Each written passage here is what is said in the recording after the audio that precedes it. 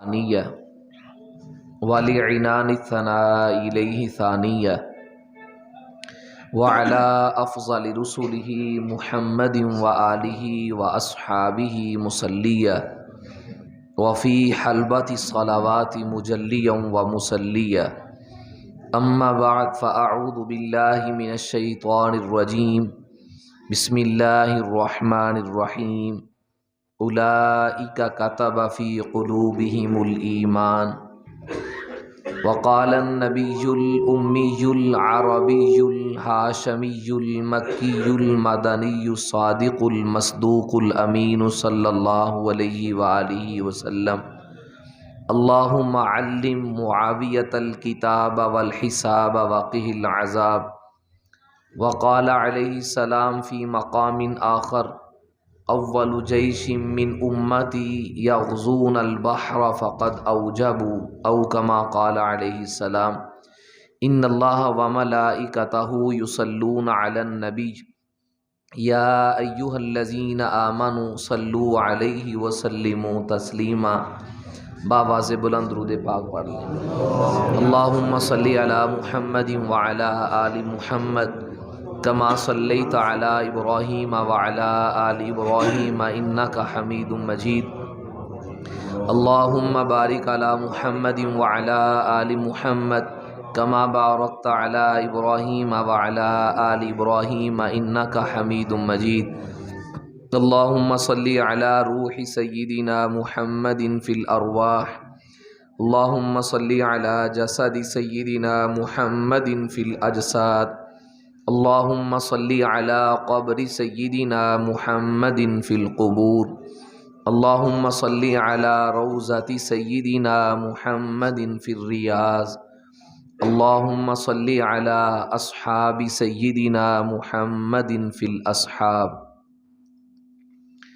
انتہائی واجب الاحترام لائق ست تعظیم مسلمان بھائیوں،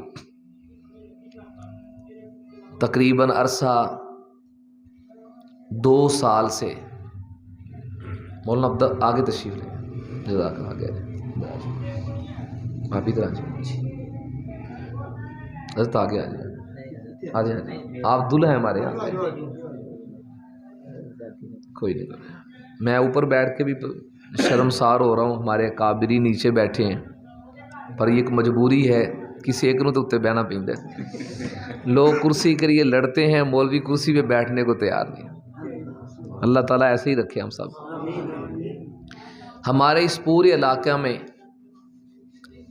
بالخصوص جن کا فیض پھیلا ہے، امام الاولیاء حضرت مولانا احمد علی لاہوری رحمۃ اللہ علیہ، آپ کے توسط سے پھر آپ کے متوسلین، آپ کے خلفاء، حضرت مولانا میاں محمد شعیب صاحب رحمۃ اللہ علیہ، قاری محمد یوسف صاحب رحمۃ اللہ علیہ، حضرت مولانا محمد احمد ڈوگر صاحب رحمۃ اللہ علیہ، حضرت مولانا عیسیٰ صاحب رحمۃ اللہ علیہ، مولانا محمد خان محمد صاحب رحمۃ اللہ علیہ، ان اکابرین کا طرز یہ تھا کہ ڈیروں میں، دیہاتوں میں خود جاتے، خود جا کے قرآن کھولتے اور قرآن جہاں سے کھل جاتا درس دیتے سادے انداز میں، اور جہاں جہاں ان کے پھیرے لگے ہیں، قدم لگے، آج وہاں دین کے مرکز قائم ہیں۔ تو ایک سوچ تھی کہ دوبارہ اس کام کو اٹھایا جائے، تو الحمدللہ 6 ساتھی تھے جب اس کام کا آغاز ہوا۔ اب کوشش یہ ہے کہ تحصیل صفدرآباد کا کوئی گاؤں، کوئی ڈیرہ ایسا نہ ہو جہاں پہ یہ کام شروع نہ ہو، تو الحمدللہ ہر مہینے اضافہ ہو رہا ہے آپ کی دعاؤں سے۔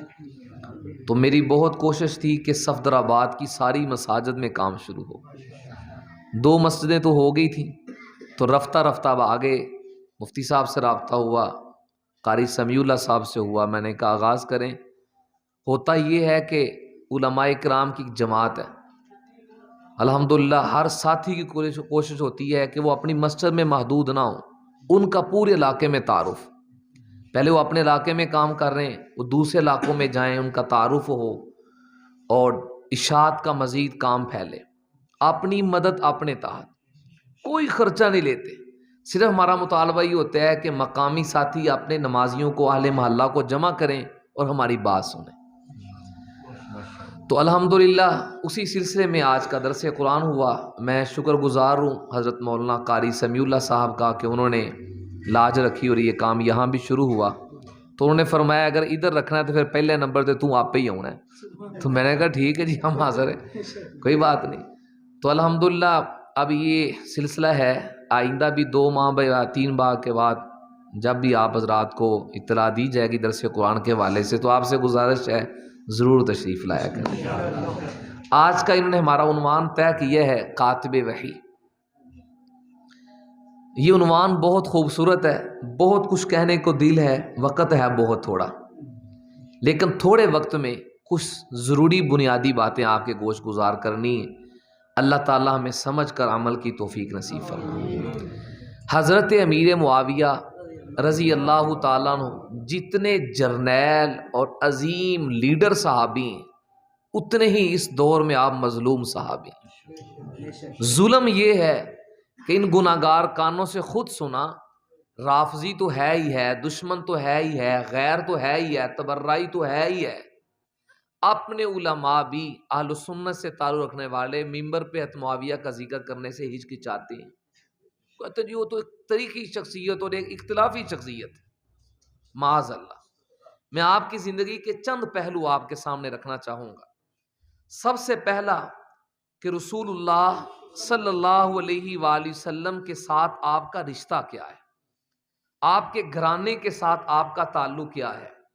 حضرت امیر معاویہ وہ خوش نصیب صحابی ہیں جن کی والدہ اور والد دونوں صحابی بنے، دونوں نے رسول اللہ صلی اللہ علیہ وسلم کے ہاتھ پہ سابقہ زندگی سے توبہ کی، اور یہاں سے چلتے ہوئے جو نسب، جو سلسلہ رسول اللہ کا ہے، وہی آباء و اجداد حضرت امیر معاویہ کے بنتے ہیں۔ حضرت امیر معاویہ کے والد کا نام ہے ابو سفیان صخر رضی اللہ تعالیٰ عنہ، ان کے والد کا نام ہے حرب کے والد کا نام ہے امیہ کے والد کا نام ہے عبد شمس کے والد کا نام ہے عبد مناف۔ یہ 5ویں نمبر پہ جو ان کے دادا ہیں، یہی عبد مناف حضرت علی کے دادا ہیں، یہی عبد مناف حضرت جعفر کے دادا ہیں، یہی عبد مناف حضرت عباس کے دادا ہیں، یہی عبد مناف رسول اللہ کے دادا ہیں۔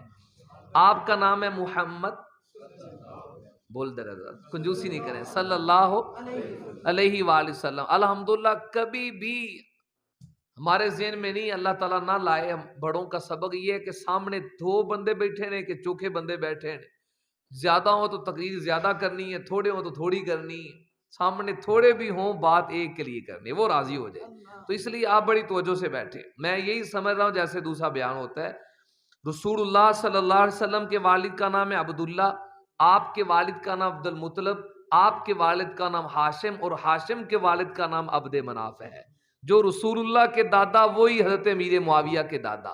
والدہ کو دیکھیں، آپ کی والدہ کا نام ہے ہند یا ہندہ، ان کی والد کا نام تھا اتبا ربیہ، ان کے والد کا نام تھا اتبا یا اتبا اور ربیہ، پھر ان کے والد کا نام ہے عبد شمس، اور عبد شمس کے والد کا نام پھر عبد مناف ہے۔ یہیں سے شاخیں پھوٹیں، ایک شاخ میں رسول اللہ تشریف لائے، دوسری شاخ میں حضرت علی تشریف لائے، تیسری شاخ میں حضرت امیر معاویہ تشریف لائے۔ رسول اللہ صلی اللہ علیہ وآلہ وسلم تے دوسری بڑی نسبت یہ ہے کہ حضرت امیر معاویہ کی سکی بہن جناب سیدہ ام حبیبہ، جن کا اصل نام تھا حضرت رملہ، ان کا نکاح رسول اللہ صلی اللہ علیہ وآلہ وسلم سے ہوا، ام المومنین کہلوائیں۔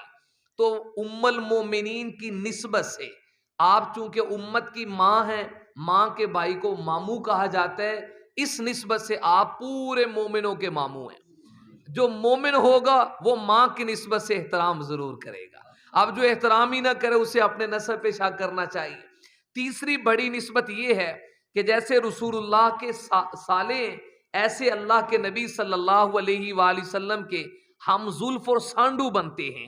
اللہ کے نبی صلی اللہ علیہ وسلم کی ازواج مطہرات میں ایک زوجہ محترمہ سیدہ ام سلمہ، یہ متعدد بہنیں تھیں۔ ام سلمہ کی ایک بہن ہے جن کا نام ہے حضرت قریبۃ الصغریٰ، یہ قریبۃ الصغریٰ حضرت امیر معاویہ کی زوجہ ہیں۔ ان سے اولاد نہیں ہوئی، البتہ نکاح میں ضرور رہی. اس نسبت سے حضرت امیر معاویہ رسول اللہ کے ہم زلف ہوئے، رسول اللہ کے سانڈو ہوئے. کتنا اللہ کے نبی سے رشتہ ہے. بھلا آج ان باتوں کو کھولا جائے تو ہمارا نوجوان طبقہ کسی جہلمی کا شکار نہیں ہوگا. ہم دیکھتے ہیں فیس بک پہ جو بدبخت تھوڑا سا جملہ بولتے ہیں، باقی ساری زندگی پہ پردہ ڈال کے اس اعتراض کو لے لیا جاتا ہے. تیسری نسبت آل رسول سے رض کرنے لگا ہوں. حضرت امیر معاویہ کی ایک بہن ہے جن کا نام ہے حضرت میمونہ. میمونہ کی بیٹی ہیں، نام ہے حضرت لیلہ. یہ حضرت معاویہ کی بہن سیدہ میمونہ کی بیٹی ہیں. آپ اس کے ماموں لگے اور یہ آپ کی بھانجی لگی. یاد رکھنا یہ جو لیلہ ہے ان کا نکاح شہید کربلا حضرت علی کے لخت جگر سیدہ فاطمہ کے نور نظر حضرت حسین ابن علی سے ہوا. اور یہ وہی لیلہ ہیں جن سے جناب علی اکبر شہید کربلا پیدا ہوئے. وہ بہت ہی بدبخت ہوگا علی اکبر کا نام لے ان کی ماں کے ماموں کے اوپر تبرہ کرے، حضرت حسین کا نام لے اور آپ کی بھانجی کے ماموں پر تبرہ کرتا ہو. ہم چونکہ اہل سنت ہیں، جیسے چہرہ برابر دونوں آنکھوں سے دیکھتے ہیں، اسی طرح ہماری ایک آنکھ کا سرما رسول اللہ کے صحابہ ہیں تو دوسری آنکھ کا سرما رسول اللہ کی آل ہے. ہم سب کو ماننے والے ہیں. بالکل اختصار کے ساتھ چند ایک جھلکیاں. اللہ کے نبی صلی اللہ علیہ وسلم کے صحابہ اکرام میں بعض وہ صحابہ تھے جو اسلام قبول کرنے سے قبل ہی عرب میں پڑھے لکھے شمار ہوتے تھے. ان پڑھے لکھے لوگوں میں حضرت امیر معاویہ کا مین نام آتا ہے. پھر اللہ کے نبی نے اعتماد کیا قرآن کریم کی کتابت کے لیے، وحی کی کتابت کے لیے جن کاتبان وحی کو منتخب کیا جو حضور صلی اللہ علیہ وسلم کی نظر کے معتمد بنے. ان میں 6 نمبر کے وحی کے کاتب حضرت امیر معاویہ. آپ نے نام سنا ہوگا مولانا دوست محمد قریشی رحمت اللہ علیہ کا. دفاع صحابہ پہ بڑی حضرت کی خدمات ہیں. اس وقت ان کے جانشین آپ کے صاحبزادے حضرت مولانا عمر قریشی صاحب ہیں. پچھلے دنوں وہ فرمانے لگے آپ کو پتہ نہیں میں حوالے کا ذمہ دار ہوں. انہوں نے مجمع سے کہا کہ جب آیت الکرسی نازل ہوئی تو اللہ کے نبی نے حضرت امیر معاویہ سے کہا معاویہ آیت الکرسی کو لو اور تیسرے سپارے سورہ بقرہ کے فلاں رکوع کے اندر جا کے اس کو لکھ دو. میں نے اور آپ نے کسی کو منشی رکھنا ہو، محرر رکھنا ہو، سیکٹری رکھنا ہو تو لوگ 1000 طرح سے پرکھتے ہیں، پھر جا کے اس کو اوپر اعتماد کیا جاتا ہے. اللہ کے نبی نے جسے سیکٹری اپنا بنایا ہو، رسول اللہ نے جسے اپنا منشی بنایا ہو، وہ میرے نبی کا کتنا معتمد ہوگا، حضور نے کتنا اعتماد کیا ہوگا. اسی نسبت سے آپ کو کاتب وحی کہا جاتا ہے. قرآن حضور پہ اترتا، جبریل علیہ السلام لے کر آتے، حضور کے قدموں میں حضرت معاویہ بیٹھے ہوتے. قرآن کہتا ہے لا یمسہ الا المطہرون، ناپاک ہاتھ قرآن کو نہ چھوئیں. یہ آیت قرآن کے ہر گتے کے شروع میں آپ کو لکھی ہوئی مل جائے گی. ذرا تصور تو کرو جب قرآن خود کہتے کہ ناپاک ہاتھ اس کو نہ چھوئیں، حضرت معاویہ کے ہاتھوں پہ اللہ کے نبی کو کتنا اعتماد تھا جو قرآن ان سے لکھا رہے تھے. جبریل علیہ السلام لے کر آتے، حضور پر نازل ہوتا. آپ چونکہ امی تھے، لکھتے پڑھنے نہیں تھے، آپ حضرت معاویہ کو کہتے معاویہ اس آیت کو فلاں جگہ رکھو، اس آیت کو فلاں جگہ پہ رکھو. اس وجہ سے آپ کاتب وحی بنے. پھر صرف وحی نہیں لکھی، حضور جو سرکاری خطوط لکھتے شاہان عالم کی طرف، وہاں سے جو خطوط آتے خط لکھوانے کے لیے بھی آپ کا انتخاب ہوتا اور اکثر خطوں کے جواب کے لیے بھی حضور حضرت معاویہ کا انتخاب کیا کرتے تھے. تنوخی شاہ روم کا قاصد، وہ ایک دفعہ شاہ روم کا پیغام لے کر حضور کے پاس آیا صلی اللہ علیہ وآلہ وسلم. حضور کہا جی مدینے میں پتا چلا، کہا تبوک میں گئے ہوئے. وہاں پہنچا، وہ قاصد خود بیان کرتا ہے جب میں نے والا نامہ دیا فدفعہ الی رجل الی جنبہ، آپ کے پہلوؤں میں ایک شخص بیٹھا ہوا تھا. حضور نے وہ لیا اور اسے دیا، کہا اسے پڑھ کے سناؤ. انہوں نے عبارت پڑھی، وہ ایک لمبا واقعہ ہے. پھر حضور نے اس کا جواب لکھوایا اسی سے. پھر میرے ہاتھوں وہ خط دے دیا، جب وہ اپنے بادشاہ کے پاس لے جاؤ. اور وہ تنوخی کہتا ہے میں نے لوگوں سے کہا بڑے ادب سے یہ شخص بیٹھا ہے اور اللہ کے نبی کے پاس تبوک میں 30,000 کم و بیش کا مجمع ہے، اس میں سے اس پر اتنا اعتماد کی ہے، یہ آدمی ہے کون؟ جب لوگوں سے پوچھا تو انہوں نے کہا لا تعرف من ھذا، آپ نہیں جانتے یہ کون ہے؟ میں نے کہا جی نہیں. کہنے لگے یہ وہی تو ہے جسے ابو سفیان کا بیٹا امیر معاویہ کہا جاتا ہے. رحمت عالم صلی اللہ علیہ وآلہ وسلم نے کتنا اعتماد کیا. آج ایک طبقہ کہتا ہے جی باغی گروہ باغی گروہ، اور حدیث عمار پڑھ کر باغی گروہ قتل کرے گا. بخاری شریف میں 6 جگہ پہ امام بخاری روایت لے کر آئے. کتنی جگہ؟ 6 جگہ پہ یہ روایت ہے. وہ روایت کیا ہے؟ سیدہ ام حرام والی. حضرت ام حرام فرماتی ہیں اللہ کے پیارے حبیب آرام کر رہے تھے، جب اٹھے تو آپ کا چہرہ مبارک کھل رہا تھا.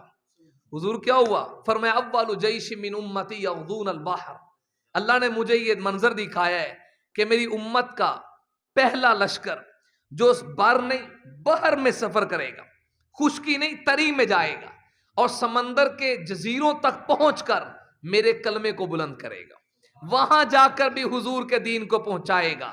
فقد اوجبو، میں خوشخبری دیتا ہوں ان کے اوپر جنت واجب ہو چکی ہے.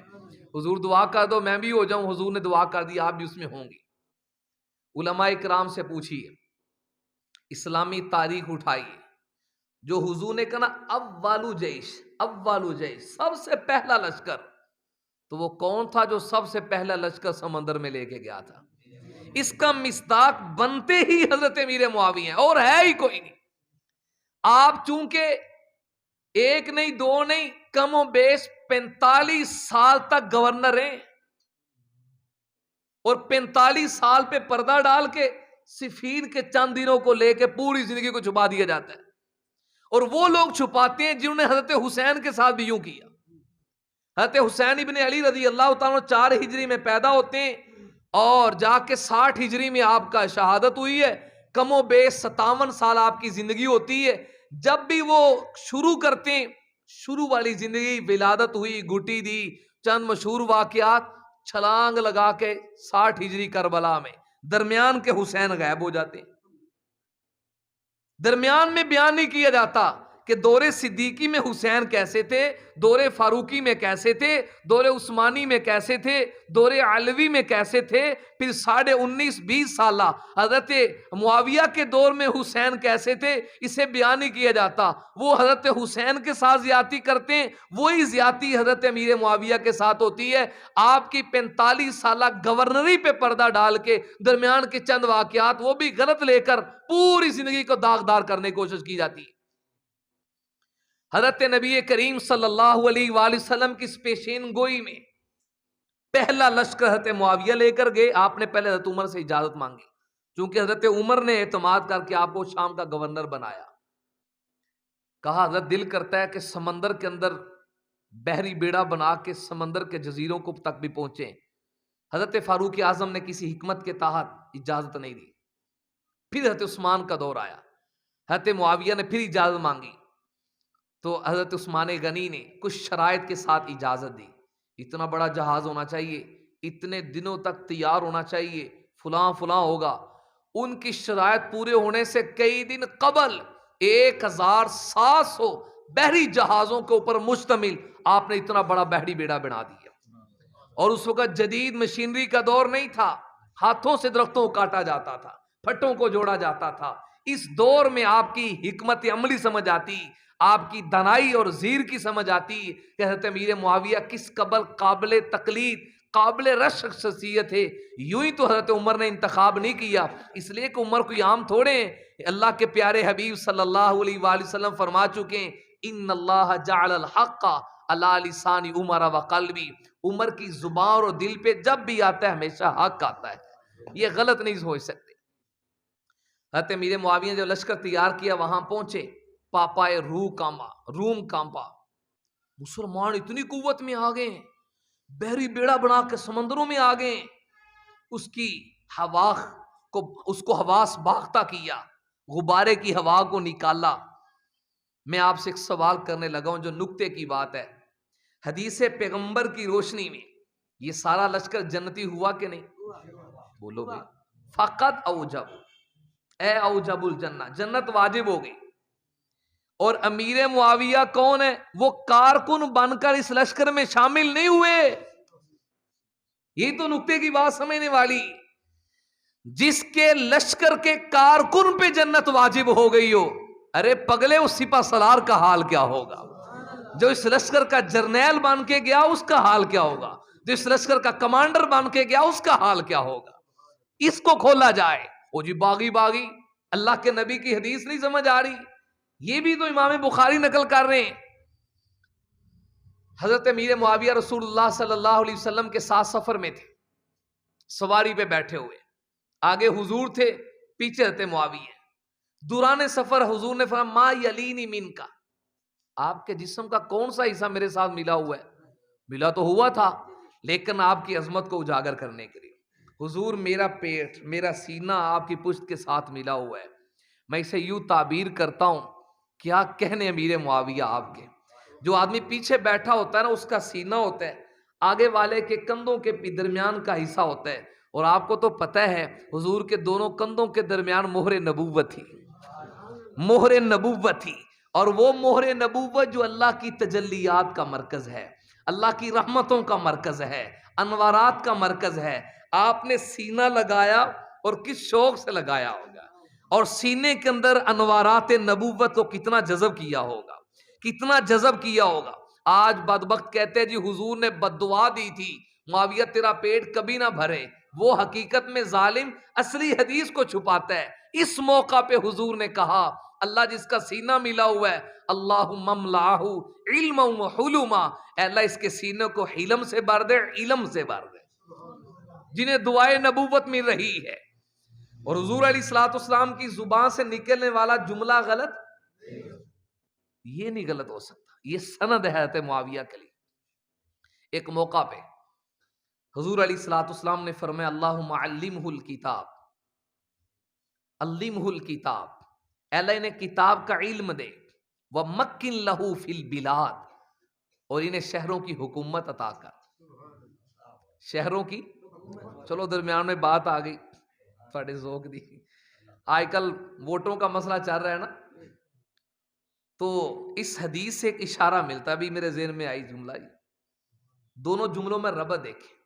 علمہ الکتاب، مکن لہ فی البلاد، حکومت سے پہلے کتاب کا علم کہا. اس سے اشارہ ملتا ہے کہ اقتدار پہ بیٹھنے کا حقدار بھی وہی شخص ہے جس کے پاس کتاب اللہ کا علم ہے. اس لیے خدا را ووٹوں کا مسئلہ آ رہا ہے، سوچ سمجھ کے ووٹ دینا. میں کسی پارٹی کی مخالفت یا موافقت نہیں کر رہا، لیکن مسئلہ سمجھا رہا ہوں. ووٹ ایک امانت ہے، ووٹ ایک امانت ہے. امانت کی حیثیت سے، گواہی کی حیثیت سے، وکالت کی حیثیت سے، تین حیثیتیں اس میں جمع ہیں. تو صحیح انتخاب کرنا، دین کو پہلے دیکھنا. ہمارے ہاں پرا ہوتا ہے نا، جدھر برادری کا کٹ ہو گیا اور اس کے نقصانات آپ دیکھ چکے ہیں. نام کیا لینا ہے، ہمارے وزیر ایسے رہے ہیں کہ جن کو سورہ اخلاص تک نہیں آئی، قل ہو اللہ پڑھنا نہیں آئی. اسمبلی میں بیٹھ کر انہوں نے قرآن و سنت کا قانون پاس کرنا ہے. وہ سوال کرنے والا کہہ رہا ہے جی دعائے قنوت سناؤ، کہہ رہا ہے میں نے درود شریف کو نہیں آؤں. وہ دعائے قنوت سن رہے ہیں، قنوت کا پتہ ہی نہیں، اللہم انا نستعینک کا تو بڑی دور کی بات، اخلاص تک نہیں آ رہی. اس لیے ایک امانت ہے، اسے گواہی کو صحیح ادا کرنا. جس طرح سچی گواہی دینے پہ اجر ہے، جھوٹی گواہی دینے پہ پکڑ ہے، اسی طرح ووٹ کی حیثیت. اس نے جیتنا ہے کہ ہارنا ہے وہ اس کی بات، آپ اپنے ووٹ کو صحیح استعمال کریں.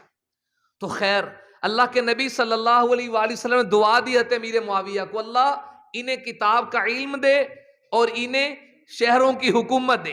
تھوڑی دیر کے لیے توجہ کرنا، دعائے نبوت کی تاثیر کتنی ہے. یمن کی طرف حضور علیہ الصلوۃ والسلام نے حضرت علی کو حاکم اور گورنر بنا کے بھیجا. جب حضرت علی جانے لگے کہا علی کیا چاہتے ہو، حضور کوئی دعائی دے دو. تو اللہ کے نبی نے ہاتھ اٹھائے، کہا اللہم ثبت لسانہ واہدی قلبہ، اے اللہ علی کی زبان کو ثابت رکھ، اے اللہ انہیں ہدایت عطا فرما. پھر حضرت علی کے لیے جو علم کی دعا ہوئی وہ باب العلم بنے ہیں، علم کے چشمے نکلے. یہ کمال پیچھے دعائے نبوت کا ہے. حضرت ابن عباس چھوٹی عمر میں تھے، حضور نے دیکھا مصلی بچھا ہوا ہے، تازہ کٹورے میں پانی رکھا ہوا ہے، آپ بڑے خوش ہوئے. اور یہ خدمت کس نے کی؟ بچے تھے. کہا حضور میں نے کی. آپ بڑے خوش ہوئے، کہا اللہم علمہ الکتاب، اے اللہ اس بچے کو کتاب کا علم عطا کر. بڑا مقام ہے حضرت ابو بکر عمر عثمان و علی کا، لیکن کتاب اللہ کی تفسیر میں جو مقام حضرت ابن عباس نے پایا، پورے صحابہ میں مفسر قرآن بنے، آپ کے پائے کا دوسرا کوئی نہیں ملتا. امت کا اتفاق ہوا کہ مفسر قرآن ابن عباس ہیں، محدث امت حضرت ابو ہریرہ ہیں، فقیہ امت ابن مسعود ہیں. ان کی فقاہت کے پیچھے حضور کی دعائیں ہیں. تو جس پیغمبر کی دعا انہیں ملی، اسی پیغمبر کی دعا امیر معاویہ کو ملی ہے. پھر وہاں تاثیر کا انکار کیوں ہے؟ حضور علیہ الصلوۃ والسلام نے عمرۃ القضاء کے موقع پر، حضرت امیر معاویہ فتح مکہ کے موقع پر آپ نے جب اسلام کا اظہار کیا، اس سے قبل اسلام لا چکے تھے، لیکن نقطے کی بات سمجھانے لگا ہوں. اسلام لانے سے قبل جتنی بھی جنگیں ہوئیں، کسی جنگ میں حضور کے مخالفین اور دشمنوں کی صفوں میں حضرت امیر معاویہ کا نام نہیں. کوئی فتویٰ نہ لگائے، آل رسول کا انکار نہیں، لیکن ایک ضمناً بات کرنے لگا ہوں. پہلی اسلام کی جنگ کون سی ہوئی؟ غزوہ بدر. پہلی بدر میں حضور کے سکے چچا عباس کافروں کے ساتھ، حضرت علی کے بھائی ان کی طرف سے آئے تھے، حضرت ابو بکر صدیق کے بیٹے عبد الرحمن ادھر کھڑے تھے. وہ تو اسلام کی رونقیں آئیں تو پھر ادھر آئے نا، لیکن مخالفین میں کھڑے تھے.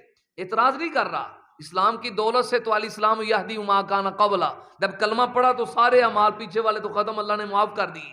لیکن امیر معاویہ بدر میں بھی حضور کے مخالفوں میں نہیں آئے، احد میں بھی نہیں آئے. کیوں نہیں آئے؟ لو اپنے ذوق کی بات کرنے لگا ہوں، اپنے علماء کو ایک علمی نقطہ دینے لگا ہوں. میں یہ سمجھتا ہوں، ایک دن پڑھ رہا تھا تو ایک بات سمجھ آئی، ان ہاتھوں سے اللہ نے قرآن کو لکھانا تھا، اللہ کو پسند ہی نہیں آیا. کل کو جن ہاتھوں نے قرآن کو لکھنا ہے، آج وہ نبی کے خلاف تلوار لے کے کھڑے ہوں، اصل سے ہی اللہ نے انہیں محفوظ کر کے رکھا ہے.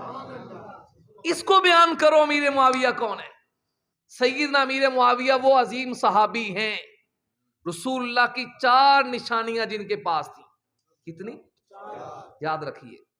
نمبر 1، عمرے سے فارغ ہونے کے بعد حلق کروایا جاتا ہے.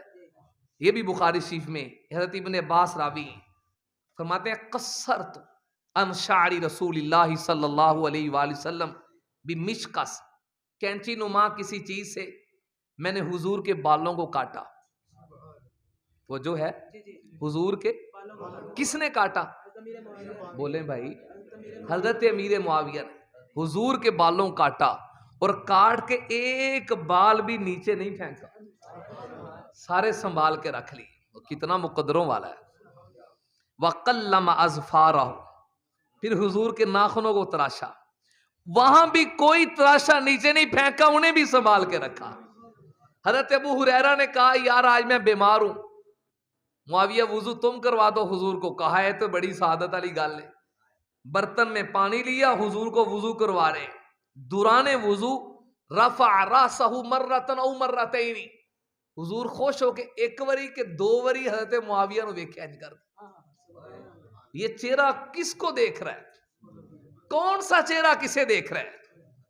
یہ وہ چہرہ یوں اٹھ جائے تو اللہ کہتے ہیں قد نرا تقلب وجہک فی السماء فلنولینک قبلۃ ترضاھا. حبیب تیرا چہرہ اتنا پسند ہے، تو جدھر اٹھاتا ہے میں قبلے کو ہی بدل دیتا ہوں. حضور نے اٹھا کے دیکھا، کہا معاویہ الا اکسوک قمیصا، کیا میں تجھے اپنا کرتا نہ پہناؤں؟ یا رسول اللہ بھی ابی و امی، ماں باپ قربان، اس سے بڑی سعادت کیا ہے؟ فنزع قمیصا، حضور نے اپنی قمیض کو اتارا، حضرت امیر معاویہ کو پہنا دی. وہ قمیض اور وہ کرتا جس نے جی بھر بھر کے میرے نبی کے جسم کو چوما، وہ کرتا جس نے حضور کے پسینے کو جذب کیا، وہ کرتا جس کی طہارت کو قرآن کہے وَثِيَابَكَ فَطَهِّرْ، تیرا کپڑا پاک، تیرا کرتا پاک. یہ پاک کرتا حضرت معاویہ پر آیا. اور چوتھی نشانی حضرت کعب بن زہیر، شاعر صحابی تھے، حضور کی حجب کرتے جب کافر بدبخت، تو یہ شعروں میں حضور کا دفاع کرتے، ان کا جواب دیتے.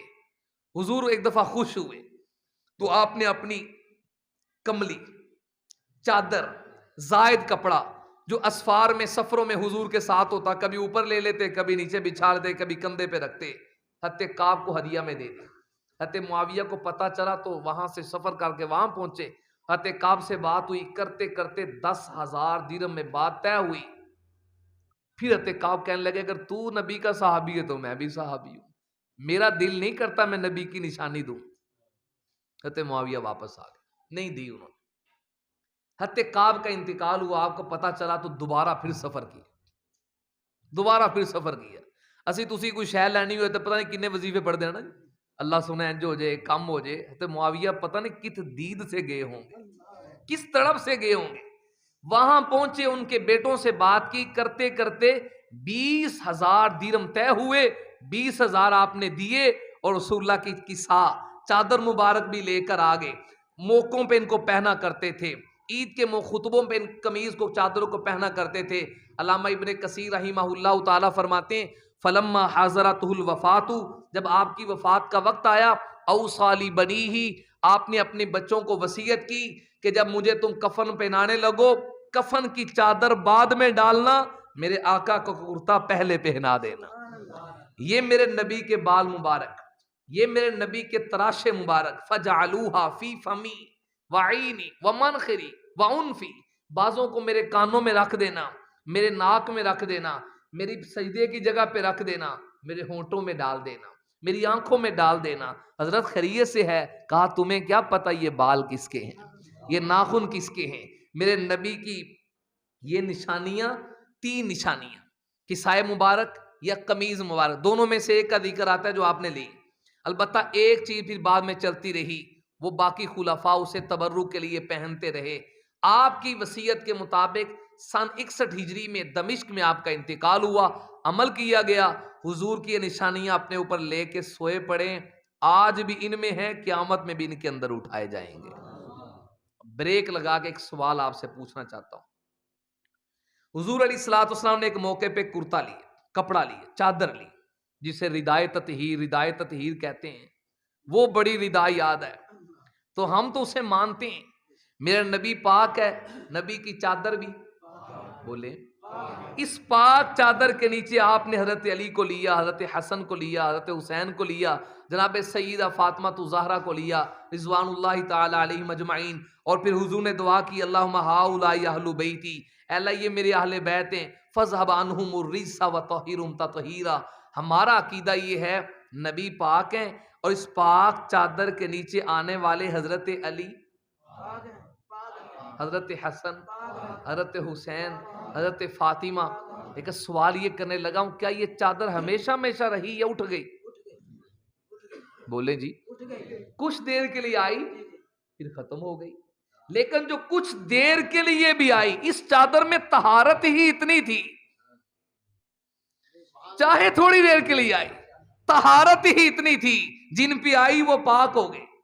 اور اے پاگلو، کیوں انکار کرتے ہو امیر معاویہ کا؟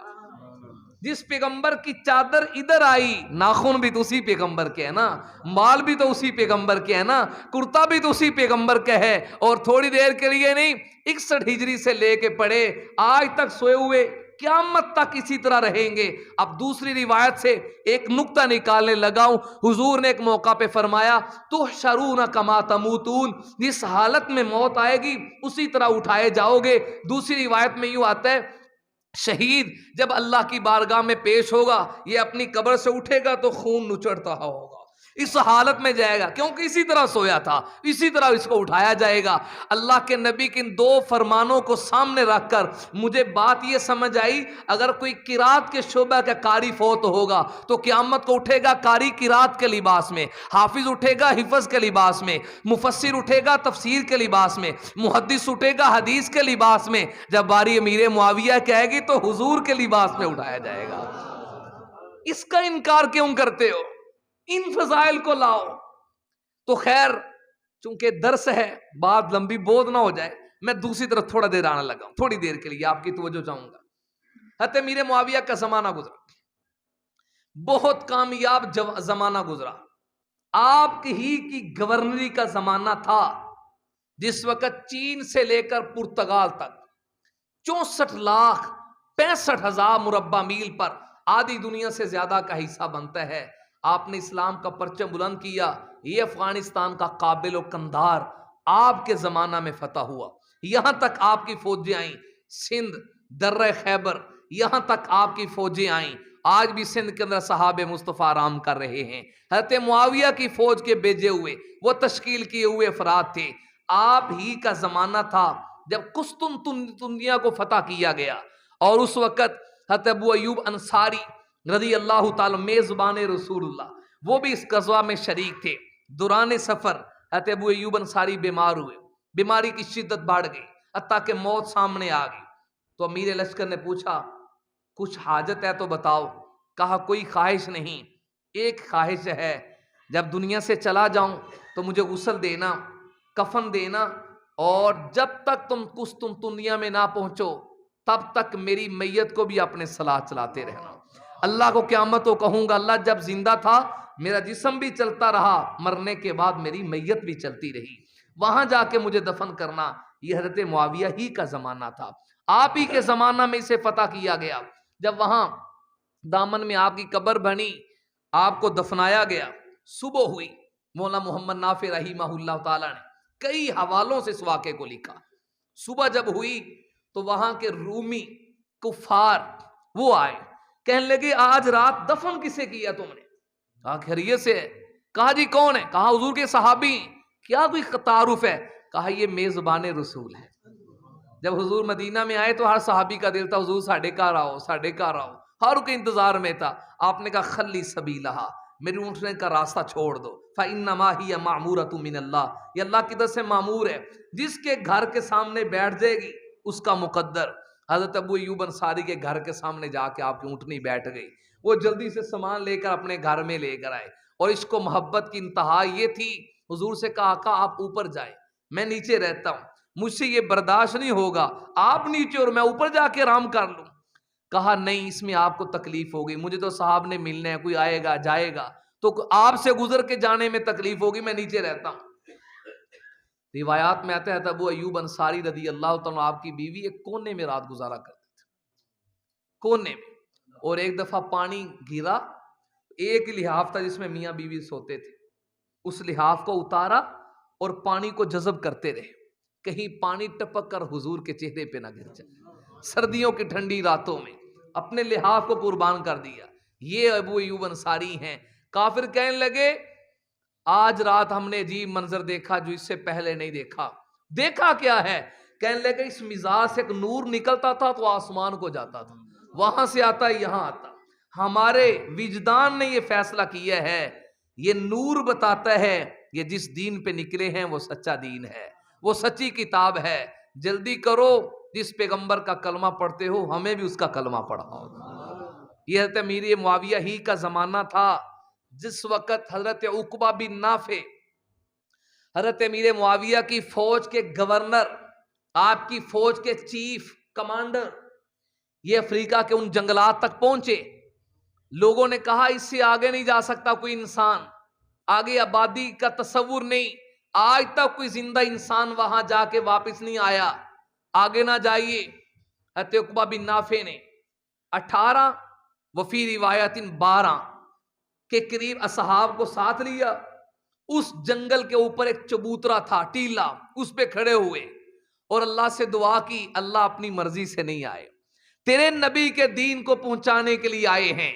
دعا کرنے کے بعد جنگل کی طرف رخ کر کے کہا ایتھا السباع والکلاب، اے جنگل کے درندوں، بھیڑیوں، جنگل کے جانوروں، نحن اصحاب رسول اللہ صلی اللہ علیہ وآلہ وسلم، ہم حضور کے صحابہ ہیں. اخرجوا من هذه الغابہ، اس جنگل سے نکل جاؤ، جنگل کو خالی کر دو. دنیا نے وہ منظر دیکھا، کبھی انسانوں کی بات بھی جانوروں نے مانی ہے. آج ہوا کیا، بڑے جانور سے چھوٹے جانور تک اپنی کمروں پشتوں پر جانوروں کو لاد کے جنگل کو خالی کر رہے. آپ داخل ہوئے، کیروان نامی شہر آباد ہوا. اس شہر کے باشندے بتاتے ہیں 40 سال سے زائد عرصہ ہو گیا، جانور تو بڑی دور کی بات، ہم نے اس جنگل کے اندر جہاں مسجد بن گئی کیروان نامی شہر آباد ہوا، ہم نے کبھی اس کے اندر ایک چھوٹے سے چھوٹے موذی جانور کو بھی نہیں دیکھا، موذی جانور کو بھی نہیں دیکھا، بچھو کا ذکر آتا ہے، عقرب بچھو تک کو نہیں دیکھا، بڑا جانور تو کہاں رہ گیا؟ یہ حضرت امیر معاویہ ہی کا زمانہ ہے۔ جتنے بھی فضائل سنائیں، ایک طبقہ کہتا ہے جی حضرت علی سے لڑائی ہوئی، وہ جی مولا علی سے انہوں نے دشمنی کی۔ نمبر 2، وہ جی یزید کے باپ تھے، اے دو گلاں نے یہ کر کے ساری زندگی میں پانی پھیر دیا جاتا ہے۔ میں دونوں باتوں پہ تھوڑی تھوڑی بات کرنے لگا۔ یزید کے باپ، اس میں کوئی شک نہیں، کیا بیٹے کا غلط نکل آنا، بیٹے کا بد کردار بن جانا، اس کی ایسے باپ پہ انگلی اٹھائی جائے گی؟ حضرت نوح علیہ السلام کو کیا کہیں گے؟ پیغمبر ہیں، پیغمبر ہیں۔ اور بڑی ایک کڑوی بات کرنے لگا ہوں، کنعان جو بیٹا پیغمبر کے سامنے پانی میں غرق ہوا، اس نے پیغمبر کا کلمہ پڑھا تھا؟ بولے جی، مسلمان تھا کہ کافر؟ کافر تھا۔ اور یزید کافر تو نہیں تھا؟ کسی نے گل ہضم ہونی نہیں ہے بڑی ڈاڈی جی، لیکن سمجھانے کے لیے کہہ رہا ہوں، کلمہ تو پڑھتا تھا کہ نہیں؟ وہ الگ بات ہے، ہمارے دل میں اس کی محبت نہیں ہے، ہمارے علماء نے اسے فاسق فاجر کا اور ہے نہیں کہ نہیں؟ ہماری محبتیں آل رسول کے ساتھ، حضرت حسین کے ساتھ، نہ کل یزیدی تھے نہ ہیں نہ ہوں گے انشاءاللہ، ہم کل بھی حسینی تھے اور قیامت تک کیا رہیں گے؟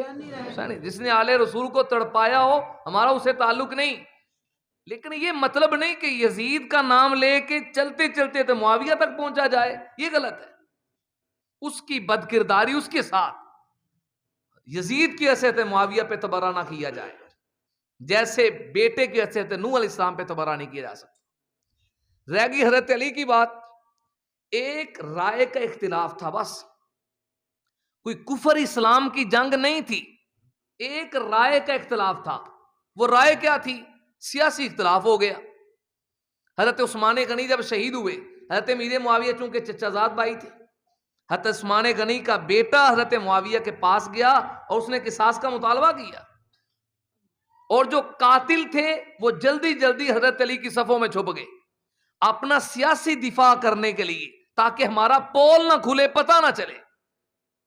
حضرت علی کی رائے اور مشورہ یہ تھا کہ معاویہ بھائی بیعت کرو، بیعت پہلے ہو پھر ہم قصاص لیں گے، تاکہ حالات کنٹرول میں کریں۔ حضرت امیر معاویہ کی رائے یہ تھی کہ نہیں، آپ کی صفوں میں قاتل ہیں، پہلے قاتلوں کو نکالو، پہلے قصاص ہو پھر بیعت ہوگی۔ یہ چھوٹا سا اختلاف تھا۔ تیسرا گروہ درمیان میں لڑا رہا تھا، اس نے اختلاف کو طول دیا، دیتے دیتے دیتے صفین کا معرکہ سامنے آ گیا۔ اب حضرت علی کا فیصلہ کیا ہے؟ نہج البلاغہ میں لکھا ہوا ہے، حضرت علی کا خطبہ موجود ہے۔ لوگوں نے پوچھا آپ ان قاتل ہونے والوں کے بارے میں کیا کہتے ہیں؟ فرمایا قتلانا وقتلاہم فی الجنہ، ہمارے اور ان کی طرف جو قتل ہو رہے ہیں، شہید ہو رہے ہیں، دونوں جنتی ہیں۔ کون کہہ رہے ہیں؟ بولے بھائی حضرت علی کہہ رہے ہیں۔ تجھے زیادہ پتہ لگ گیا 1400 سال کے بعد؟ حضرت آپ کے خلاف مار کر آ گئے، آپ کیا کہیں گے؟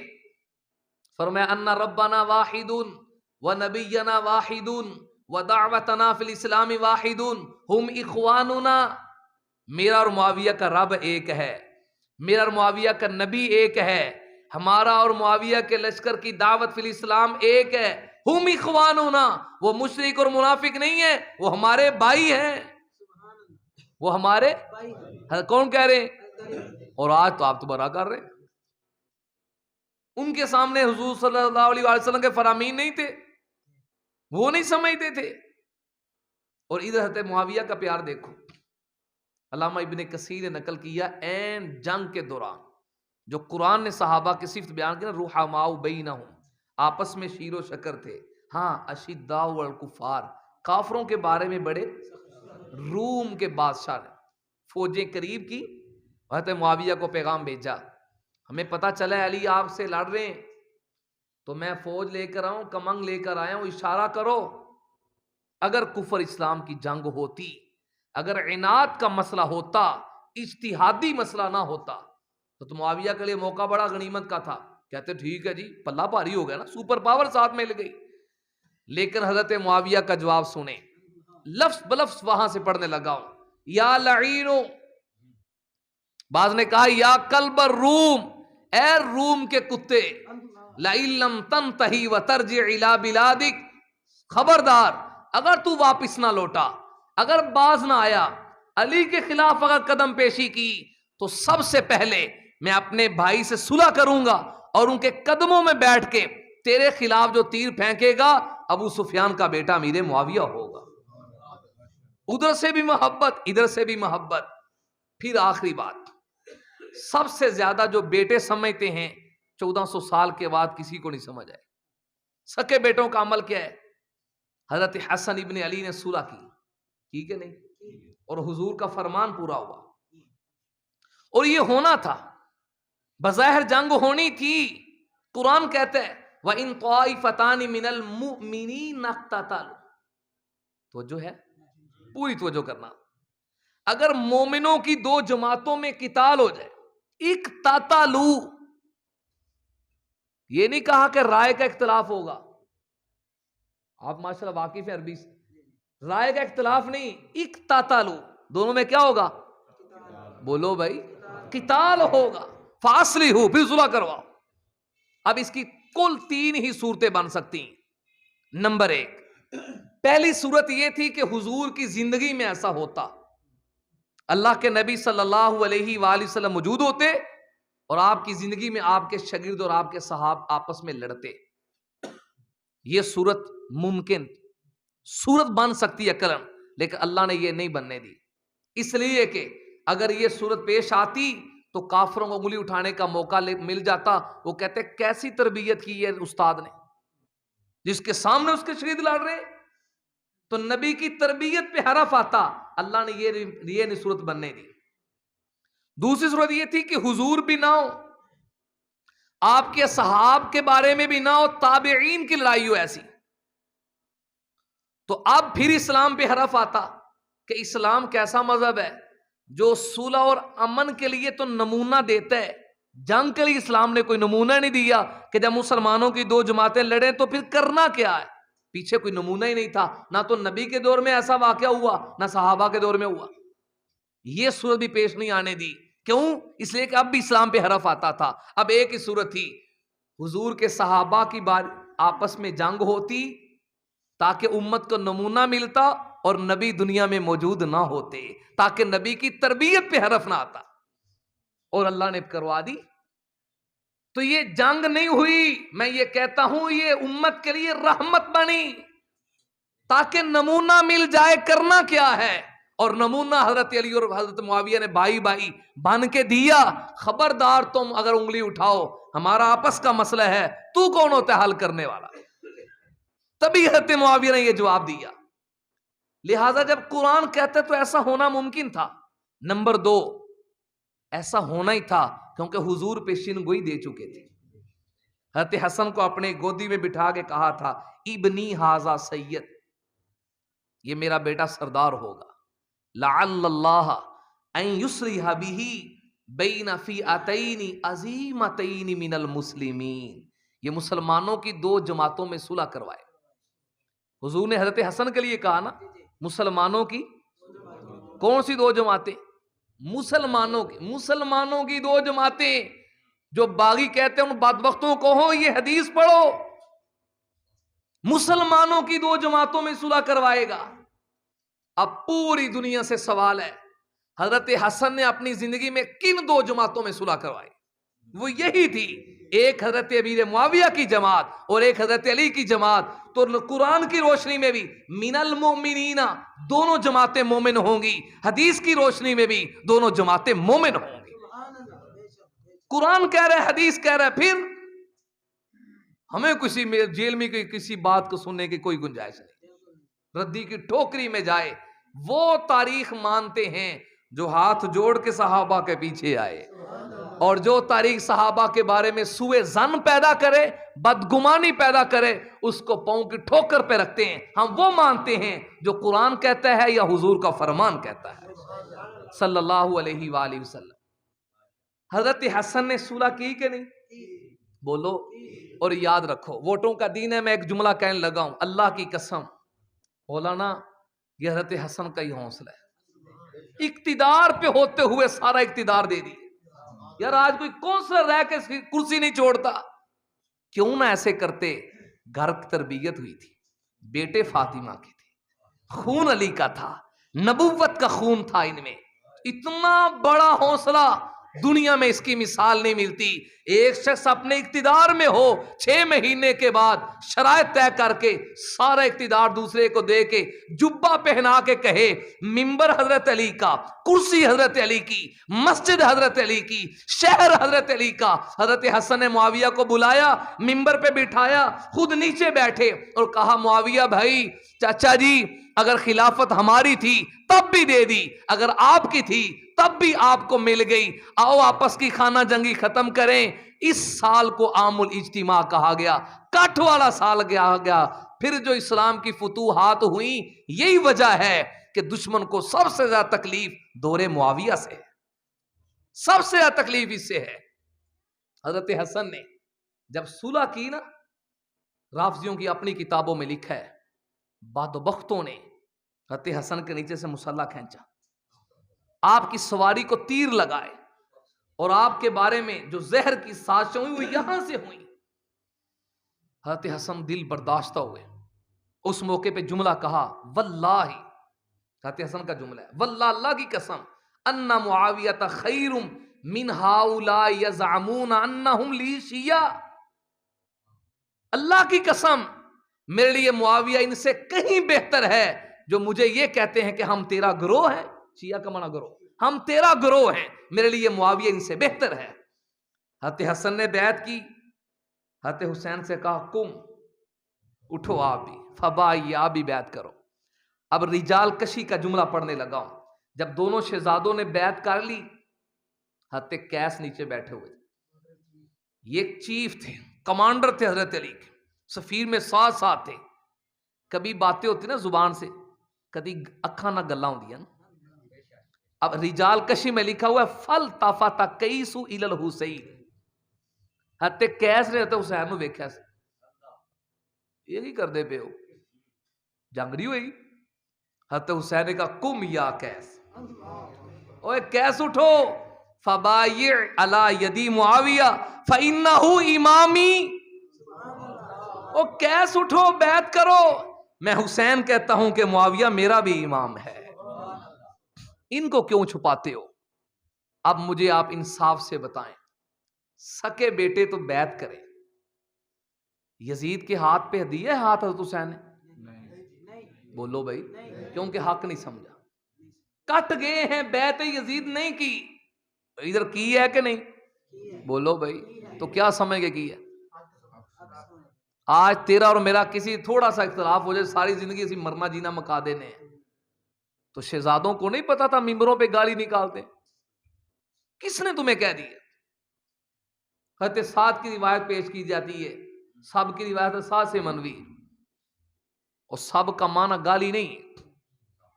قرآن کریم میں اولا مستم النساء فلم تجدوا مان فتیمموا صعیدا, جب تمہیں عورتوں سے مس ہو جائے تو پھر غسل ضروری ہے. تو مس کا معنی تو ہاتھ لگنا بھی مس ہوتا ہے, تو جب عورت سے ہاتھ لگ جائے غسل ہو جاتا ہے. مس کا معنی کریں, یہاں فن والے لوگ بتائیں گے, قرآن کی ساری آیتوں کو سامنے رکھ کے وہ معنی مراد لیا جائے گا جو سب پہ پورا آتا ہو.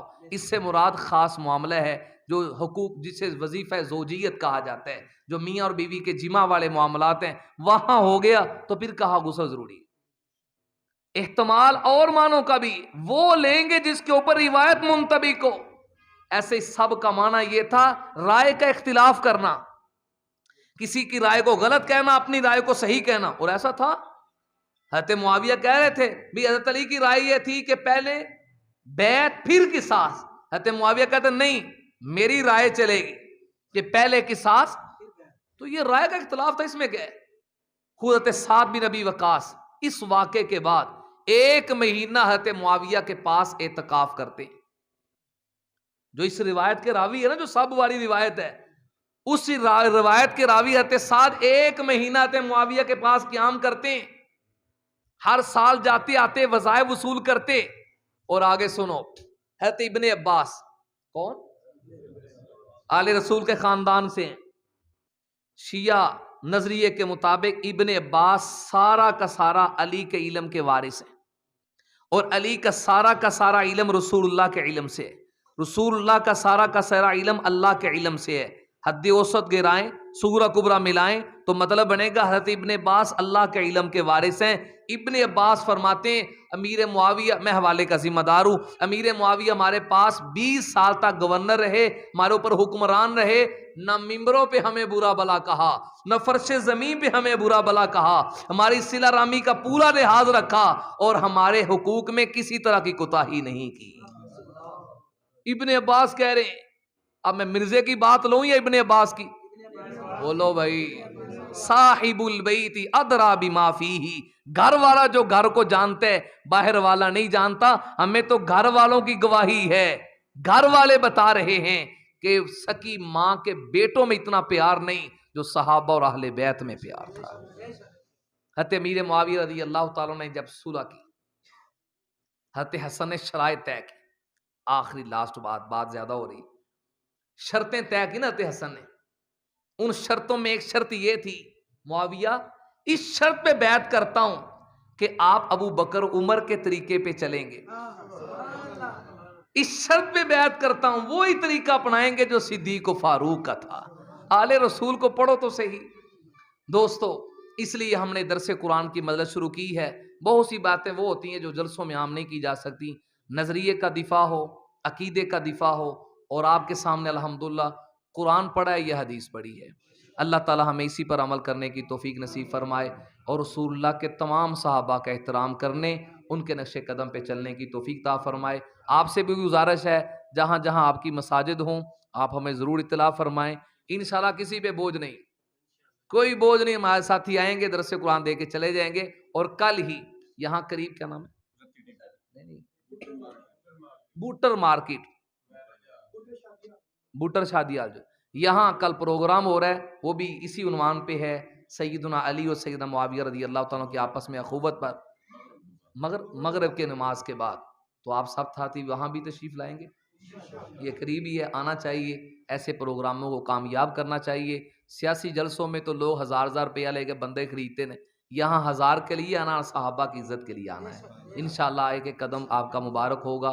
اسی طرح رتی ٹیبیا میں حضرت مولانا صاحب کے پاس الحمدللہ، مولانا سلیم حیدر صاحب کے پاس رتی ٹیبی، میں رتیاں ٹیبی تو وہاں بھی پروگرام ہو رہا ہے. اب تو آپ کے یہ قریب ہے، آپ برال اس کو کریں انشاءاللہ. اللہ تعالی ہمارے اس پروگرام کو بھی کامیاب فرمائے گے. مولانا سمیع اللہ صاحب کا شکریہ جنہوں نے درس قرآن کروایا. آپ سے بار دیگر گزارش ہے جہاں جہاں آپ کی مساجد ہوں آپ بس اطلاع کریں، انشاءاللہ تعالی ہمارے ساتھی پہنچیں گے. اللہ اس سلسلے کو قبول فرمائے. مولانا صاحب دعا فرمائیں.